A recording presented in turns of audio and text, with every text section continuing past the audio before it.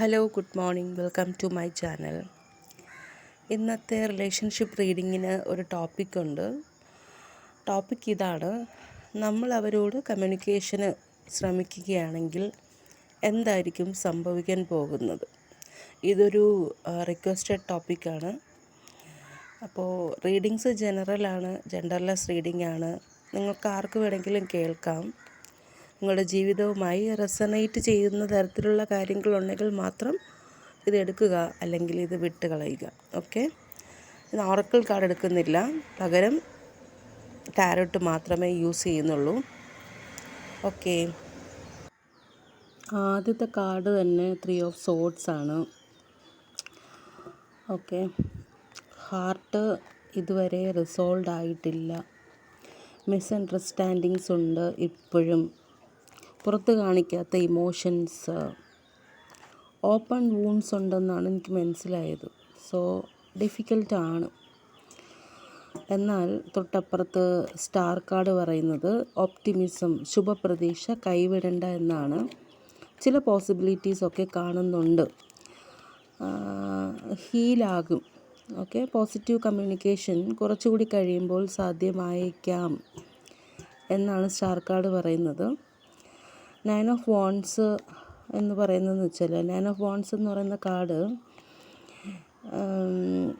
ഇപ്പോൾ ഇങ്ങനത്തെ ഒരു സ്ഥിതിയിൽ, കമ്മ്യൂണിക്കേഷൻ പോസിബിൾ ആവാത്ത ഒരു സ്ഥിതിയിൽ നിൽക്കാനുള്ള കാരണം നിങ്ങളുടെ മുന്നേ ഉള്ള സംസാരങ്ങളിൽ പലതും അത്ര നല്ല രീതിയിലായിരുന്നില്ല എന്നുള്ളതാണ്. ക്ലാഷസ് ഉണ്ടായിരുന്നു ഒരുപാട്.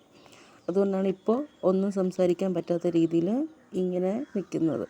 Okay, page of pentacles, recent പാസ്റ്റായിട്ട് ഒരു മെസ്സേജ് അല്ലെങ്കിൽ ഒരു ചിന്ത ഒക്കെ നിങ്ങളുടെ അല്ലെങ്കിൽ അവരുടെ മനസ്സിൽ വന്നു. റീകണക്റ്റ് ആയാലോ എന്ന് തോന്നുന്നു, ഓക്കെ, എന്നൊക്കെ ഒരു തോന്നലൊക്കെ വന്നു. ഇത് പറയുന്നത് മെസ്സേജ് അയക്കുന്നു എങ്കിൽ simple and down to earth approach ആയിരിക്കണം. മെസ്സേജ് അയക്കാനല്ല പറയുന്നത്, അയച്ചേ പറ്റുള്ളൂ എന്ന് പറഞ്ഞിട്ട് ചില ആൾക്കാരുണ്ടെങ്കിൽ വളരെ സിമ്പിളും ഡൗൺ ടു എർത്തും ആയിരിക്കണം അപ്രോച്ച്. അയ്യോ, അതിൻ്റെ തൊട്ടടുത്ത് തന്നെ ഡെത്ത് കാർഡ് വന്നിട്ടുണ്ട്. വേണ്ടെന്നാണ് എനിക്ക് പറയാനുള്ളത്. മെസ്സേജും കമ്മ്യൂണിക്കേഷനും ഒന്നും വേണ്ട. എന്ത് വേണമെങ്കിലും സംഭവിക്കാം കേട്ടോ. പിന്നെ വേറെ രീതിയിലെടുത്താൽ ഓൾഡ് പാറ്റേൺ ഉപേക്ഷിക്കുക നിങ്ങളുടെ കമ്മ്യൂണിക്കേഷനിൽ. ആ രീതിയിലുള്ള കമ്മ്യൂണിക്കേഷൻ വോണ്ട് വർക്ക് എന്നാണ് എനിക്ക് മനസ്സിലായത്. പുതിയ എന്തെങ്കിലും രീതി കാണുക, അല്ലെങ്കിൽ കണക്ഷൻ ഡെത്ത് ആകാനുള്ള ചാൻസ് ആർ ദെയർ. ഓക്കെ, പിന്നെ വന്നിരിക്കുന്നത് 5 ഓഫ് സോർഡ്സിൻ്റെ എനർജിയാണ്. ഈഗോ ഉണ്ട് നല്ല രീതിക്ക്, ഈഗോ ഓർ പ്രൈഡ്. നിങ്ങളുടെ കമ്മ്യൂണിക്കേഷൻ ഇടയ്ക്ക് ഇതൊന്നും വരാതിരിക്കാൻ ശ്രമിക്കുക. ചിലപ്പോൾ വീണ്ടും ഹർട്ടാകും.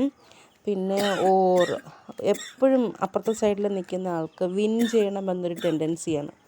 ആർഗ്യുമെൻറ്റ്സ് ഉണ്ടെങ്കിൽ ഞാൻ വിൻ ചെയ്യും എന്നുള്ളൊരു ടെൻഡൻസിയാണ് കാണുന്നത്. അടുത്ത് വന്നിരിക്കുന്നത് 2 ഓഫ് വാണ്ട്സിൻ്റെ എനർജിയാണ്. ഇത് നിങ്ങൾക്കൊരു അഡ്വൈസ് പോലെ ഉണ്ട്. ഒരു സ്റ്റെപ്പ് ബാക്ക് എടുക്കുക, എന്തൊക്കെ ഓപ്ഷൻസ് ഉണ്ട് എന്ന് ചിന്തിക്കുക, കമ്മ്യൂണിക്കേഷന് പ്ലാൻ ചെയ്യുക എന്നാണ്. നിങ്ങൾക്ക് കമ്മ്യൂണിക്കേറ്റ് ചെയ്യാനുള്ളത് എന്താണെന്നുള്ള വ്യക്തമായിട്ടുള്ളൊരു ധാരണ വേണം. And best to say it, എങ്ങനെ ഏറ്റവും നല്ലതായിട്ട് പറയാം എന്ന് നിങ്ങൾ ചിന്തിക്കണം. ഓക്കെ, കമ്മ്യൂണിക്കേഷന് വേണ്ടിയിട്ട് നിങ്ങൾ യൂസ് ചെയ്യാൻ പോകുന്ന വഴിയെപ്പറ്റി നല്ലൊരു ധാരണ വേണം. അതുപോലെ ഓതൻറ്റിക് ആകണം പറയുന്നത്. ഇനി 8ാമത്തെ കാർഡ് ഫൂളാണ്. റിസ്ക് എടുത്ത് റീച്ച് ചെയ്യാനാണ്. റിസ്ക് ആണ്. ഓക്കെ, കുറച്ച് സ്കാരിയുമാണ് എന്നാണ് എനിക്ക് തോന്നുന്നത്. പണ്ട് വീരപ്പൻ്റെ കാട്ടിൽ പത്രക്കാർ